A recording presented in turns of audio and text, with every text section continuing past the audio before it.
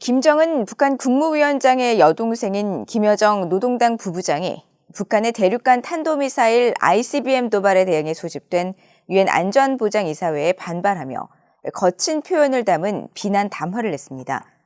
안보린의 분열상을 파고들어 자신들의 정당성을 선전하는 한편 핵실험 같은 도발을 위한 명분 쌓기라는 분석이 나옵니다.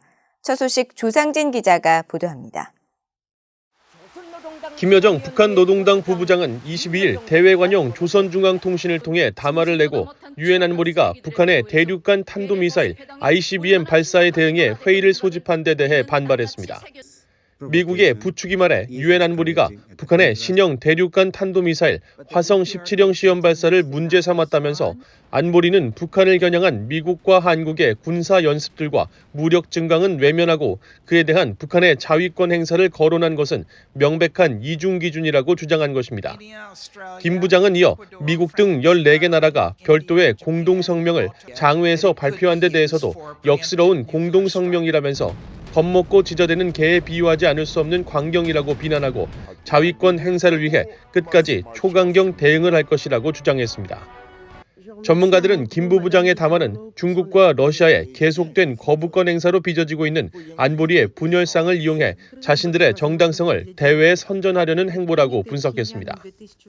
중국과 러시아가 북한을 유엔 안보리에서 제재를 못하게 막아주는 역할을 하고 있는데 그러니까 북한이 중국과 러시아의 입장을 강화시켜주기 위한 어떤 조치가 필요하다고 인식하고 거기에 대해서 집중적으로 지금 언론 공세를 펴고 있는 거죠.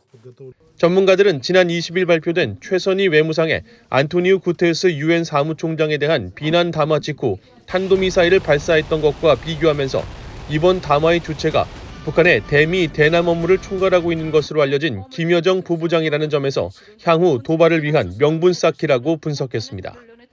이번에 김여정 부부장이 담화를 낸 거는 지금 현재 상황에서 보면 북한이 여러 가지 이제 새로운 미사일 실험이라든지 도발을 계속적으로 하고자 하는 계획과 의도를 가지고 있고 이러한 차원에서 추가적인 그러한 도발에 대한 명분 쌓기용이지 않나 싶습니다. 실제로 북한은 최근 들어 주요 인사의 담화 후 실제 도발을 감행하는 패턴을 보여왔기 때문에 초강경 대응을 언급한 이번 담화 이후 북한은 핵실험 등 고강도 도발을 벌일 정치적 시점을 계산하고 있을 것이라는 분석도 나옵니다. 초강경 대응을 예고했기 때문에 남은 건 사실은 추가 ICBM 발사는 물론이니와 핵실험입니다. 지금 북한은 핵실험을 계속적 필요성보다는 대미 압박, 또 바이든 정부가 북한 문제에 주력하도록 하는 정치적 목적이 훨씬 크거든요. 따라서 지금 기술적 자원보다는 정책 타이밍을 지금 고르고 있는 상황이거든요. 전문가들은 북한은 전통적으로 5년 또는 10년 단위로 꺾이는 이른바 정주년을 중시하고 있기 때문에 핵무력 완성 선언 5주년이 되는 오는 29일을 주목하고 있습니다. 정치적 선전 효과를 극대화하는 차원에서 이날을 계기로 또다시 ICBM을 발사하거나 7차 핵실험에 나설 수 있다는 관측이 나옵니다. BOA 뉴스 조상진입니다.